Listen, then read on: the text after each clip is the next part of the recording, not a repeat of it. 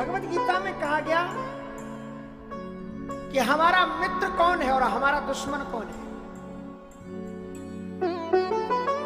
इस गीता के श्लोक को आप नोट करना, है 6वें अध्याय का श्लोक है।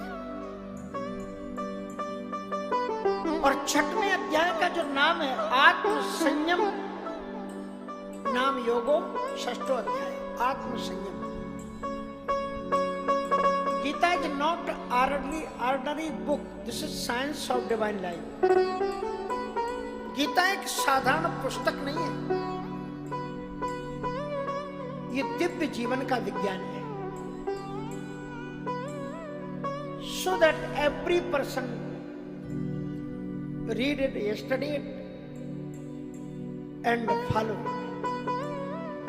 प्रत्येक व्यक्ति को तन्मयता के साथ में इसका अध्ययन करना चाहिए और इसका फॉलो करना चाहिए।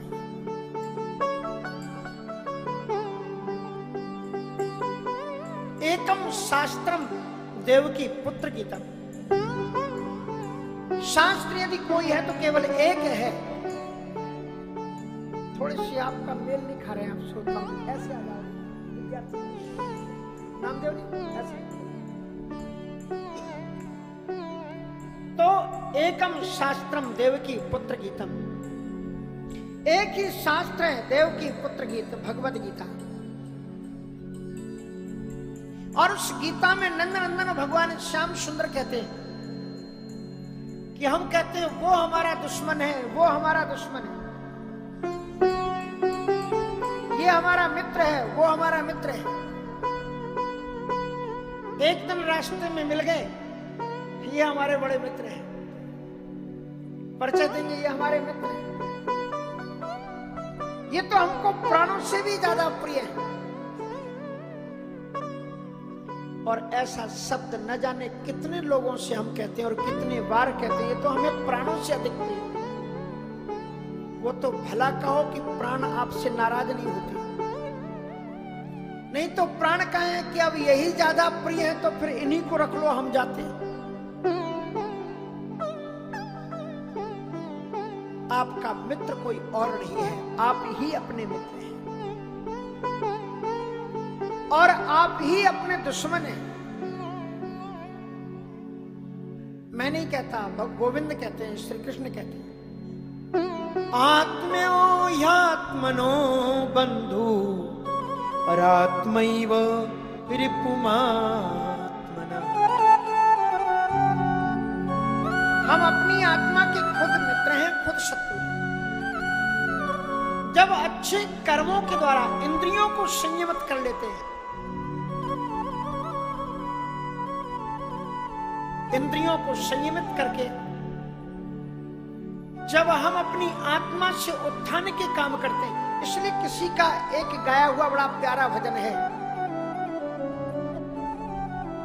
उस निर्गुण संत की निर्गुण कविता है, लेकिन लोगों ने उसको बड़े आसान रंग में ले लिया है। और उसमें कहते हैं कि एक संत कहता है अपनी इंद्रियों से, ए मेरी इंद्रियां मेरी सखी बन जाओ और तुम मेरा श्रृंगार करो। इंद्रियां चाहे तो तुम्हारा ऐसा श्रृंगार करें कि तुम गोविंद की पत्नी बन सकती हो, और आप ना चाहें तो आप गोविंद से दूर जा सकते हो। आओ मेरी सखियों, मुझे ध्यान रखना, ये सखी कौन है? ये आत्मा बोल रही है। ये जो अपना शरीर है और शरीर के अंदर में जो 10 इंद्रियां हैं, आत्मा, इसको दूसरे ध्यान से सुनना। आप रुक्मणी विवाह और राधा विवाह में मत चले जाना, आप अपने विवाह में रहना, उसी में आनंद उठाना। क्यों हम रुक्मणी जी का विवाह करें? हम तो अपने ही विवाह करेंगे ना गोविंद से।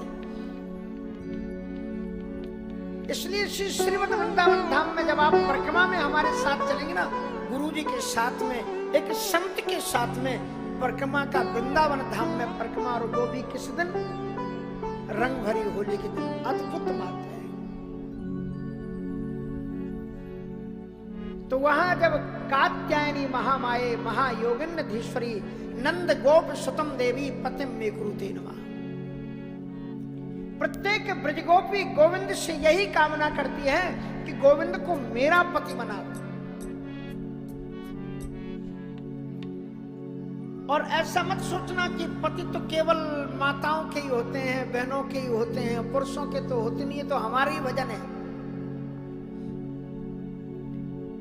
इसलिए श्रीमद् वल्लभाचार्य जी महाराज ने सुबोधिनी टीका में लिखा है कि जब तक साधन कितनी भी ऊंचाई पर चला जाए, लेकिन जब तक आपके जीवन में गोपी भाव की निष्पत्ति नहीं होगी, तब तक आप भगवत भक्ति रस के अधिकारी बन ही नहीं सकते। चाहे पुरुष हो चाहे स्त्री, आपको गोपी भाव में उतरना पड़ेगा। सुखदेव जी महाराज ने कितनी सुंदर बात कही।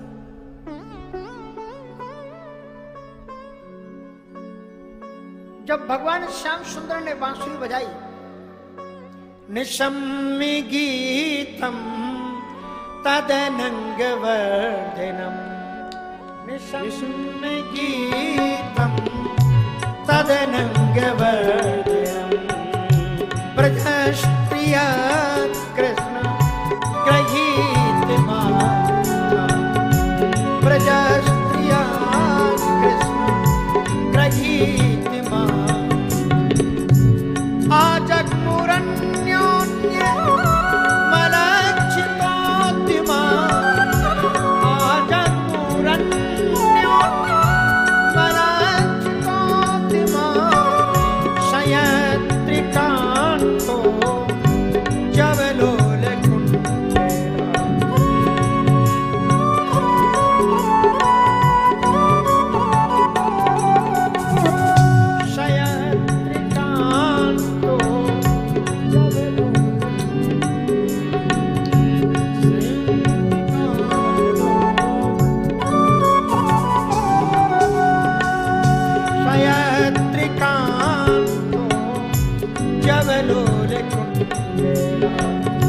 शयत्रिकान्तो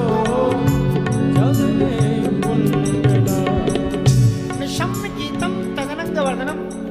मेरे गोविंद की माधुर्य रस माधुरी भरी बांसुरी की आवाज को श्रवण करने के बाद में समस्त वृंदांगनाएं वहां पर, यहाँ आजगमु क्रिया का प्रयोग किया, जगमु नहीं कहा। आजगमु मानी आ गई, आई, सखियां आ गई। अगर जगमु क्रिया का प्रयोग करते तब ये होता कि गोपियां वहां पहुंच गई। आ गई का मतलब ये कि सुखदेव जी महाराज भी गोपी बनकर के पहले से महाराज में उपस्थित हैं। सुखदेव जी महाराज, शंकर जी देखो गोपेश्वर महादेव के रूप में विराजमान। महाकवि श्री कबीर साहब जी क्या कहते हैं? डोली उठाओ कहार पिया घर जाना है, वो भी दुल्हन बन जाती है। घूंघट के पटर खोल रे तो ये पिया मिलेगी। घूंघट का पट कौन खोल सकता है? तुम्हारी इन दिव्य ज्ञान भरी आंखों के सामने माया का घूंघट पड़ा हुआ है, और जब तक ये माया का घूंघट नहीं उठेगा, और इसे केवल सदगुरु ही उठा सकता है। जब तक सदगुरु कृपा करके माया का घूंघट नहीं उठाता, तब तक तेरा साईं तुझ में और तू खोजे जग माया। तो दुनिया में भटकता है, उसको तलस। तो ये सखी बनाए। मैं ये बताना चाहता हूं कि श्रीमद् वल्लभाचार्य जी महाराज कहते हैं कि बगैर गोपी भाव के आप भक्ति रस में प्रवेश नहीं कर सकते। तो ये गोपी भाव क्या है? गो मानी इंद्रियां। गो मानी क्या है? इंद्रियां। कहीं पर प्रमाण रामचरितमानस में, गो गो चरे जान लगे मन जा, गो गो चरे जान लगे,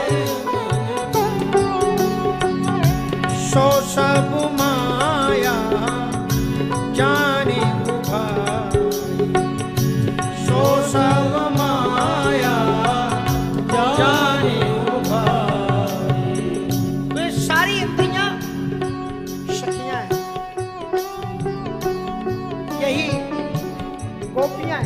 गो मानी इंद्रियां, और पी मानी पानी।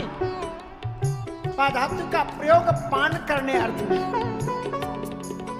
जब कोई साधक समस्त इंद्रियों के द्वारा भगवत भक्ति रस का पान करने लग जाए, उस चरमोत्कृष्ट अवस्था का नाम ही गोपी है। गोपी कोई स्त्री नहीं है, गोपी कोई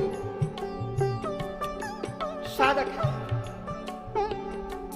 अब हम जब गोपी की बात करते हैं तो एक गोपी को एक नई नवेली दुल्हन बना करके खड़ा कर देंगे, बगल में मटकी पकड़ा देंगे, ये गोपी हो गई। गोपी वैसी थोड़ी, गोपी तो एक साधनात्मक चरमोत्कृष्ट अवस्था का नाम है। कोई एक साधारण स्त्री महात्माओं की गुरु हो सकती है क्या? लेकिन ये गोपियां तो उद्धव जैसे संत की गुरु। वंदे नंद ब्रज स्त्रीणाम पादरेणुमभीक्ष्ण सा। श्री उद्धव जी महाराज कहते हैं, वंदे नंद ब्रज स्त्रीणाम पाद रेणु। चरणों की वंदना नहीं करते। जो ब्रज की व्रजांगनाएं गोपियां हैं, उनके पाद रेणु चरणों से लगी हुई जो रज है, उसकी, इन ब्रजांगनाओं की चरण रज की वंदना करते हैं। क्यों कहते हैं? यासाम हरि कथोद्गीतम पुनातु गुणत्रयम्। जिनके मुखारविंद से गाए गए भगवान की दिव्य मंगलमयी कथा से संपूर्ण त्रिभुवन आलोकित हो रहा है, पवित्र हो रहा है, पावन हो रहा है। तो गोपी बन। तो भगवत गीता में कहते हैं कि हम अपनी इन सारी इंद्रियां जो थी ना, इन सारी इंद्रियों ने मिलकर के गोविंद से प्रार्थना की। नमामुते देव पदारविंदम प्रपन्न तापोपि समाति पत्रम। श्रीमद् भागवत के 3रे स्कंद में सारी इंद्रियां मिलकर के गोविंद से प्रार्थना करती कि यदि हम इतने बुरे हैं तो हमें आपने बनाया क्यों? लोग कहते हैं इंद्रियों के कारण। सूरदास जी ने लिखा कि मैंने इंद्र ने बहुत हंसाए, मुझे इन इंद्रियों ने बर्बाद कर दिया, इन इंद्रियों ने मुझे हास्य का, उपहास का पात्र बना दिया दुनिया में। सूरदास जी कहते हैं, मौसम कौन कुटिल कलकामी, जही तन दियो ताहे विसरायो, ऐसो नमक हरा। और गोस्वामी तुलसीदास जी महाराज कहते हैं, तू दयालु देने हो, तू दानी हो दयालु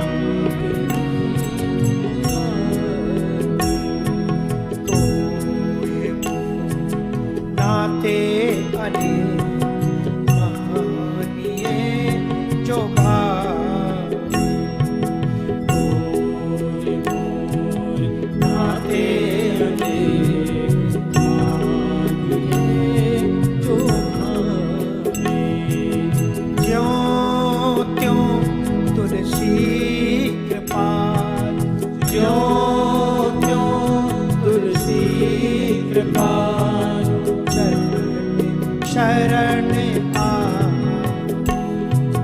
क्यों क्यों तुलसी कृपाल शरण आवे तू दयाल तू दानी हो भिखारी तू